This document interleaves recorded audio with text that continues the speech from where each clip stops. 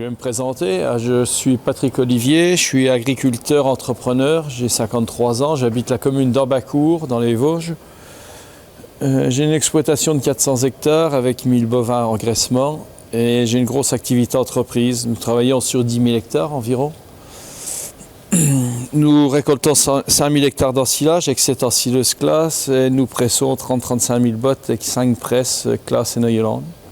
Là, je vais vous présenter la presse 3003. C'est une presse qu'on a achetée d'occasion, enfin pas d'occasion, de démonstration. Elle avait 1000 bottes, je crois. Elle a été achetée en 2013. C'est une machine qui réalise entre 4 et 8, 9 000 bottes par an, suivant les années, s'il y a beaucoup de fourrage ou pas. Elle est attelée sur un tracteur John Deere de 260 chevaux. Est-ce qu'elle est assez lourde comme presse? Et pour leur traîner dans les coteaux, il faut quand même de la puissance et de l'adhérence. Elle est attelée en haut sur le tracteur. Comme elle est attelée en haut, il y a moins de bourrage de fourrage. Le petit inconvénient, des fois, avec le cardan qui est en bas, le fourrage risque de se prendre dans les cardans, dans les transmissions. Cette machine-là est en réparation parce qu'on a eu des problèmes de pick-up. Vous voyez qu'il n'y a plus de pick-up dessus. On avait touché une souche qui était sous un andin, disons, on est en train de la réparer. Elle est équipée d'un essieu suiveur. Cette machine est équipée d'une rampe hydraulique, elle est équipée d'un expulseur de bottes.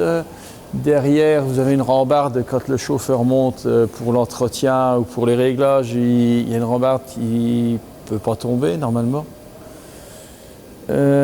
Au niveau capot, elle a des grands capots. Dès qu'on ouvre le capot, on a l'accessibilité sur toute la presse.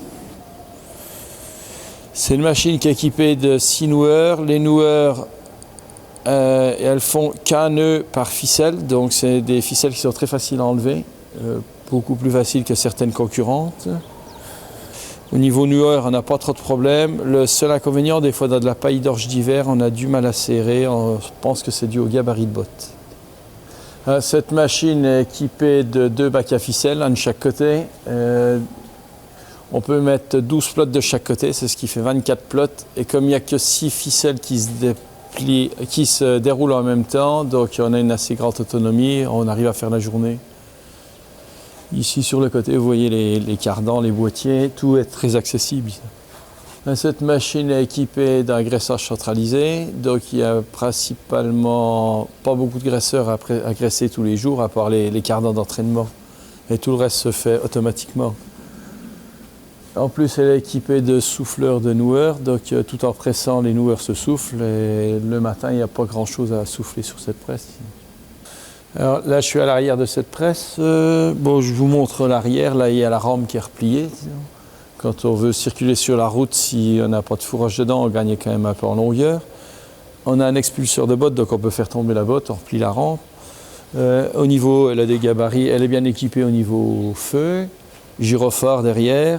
Là, il y a un bac de rangement, vous pouvez mettre vos outils dedans, c'est assez pratique. Sinon, je pense que c'est quand même une bonne machine, disons, au niveau rapport qualité-prix. C'est des machines qui se revendent bien quand vous les changez. C'est des machines qui se négocient à peu près à 110 000 €.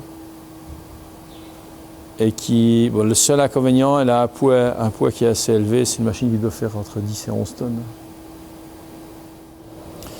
Ouais, c'est une très bonne machine. Après 3 années d'utilisation, je me rends compte qu'elle est très confortable sur la route. On peut rouler à grande vitesse avec les dimensions de pneus. Il n'y a pas de problème. Elle est stable sur la route.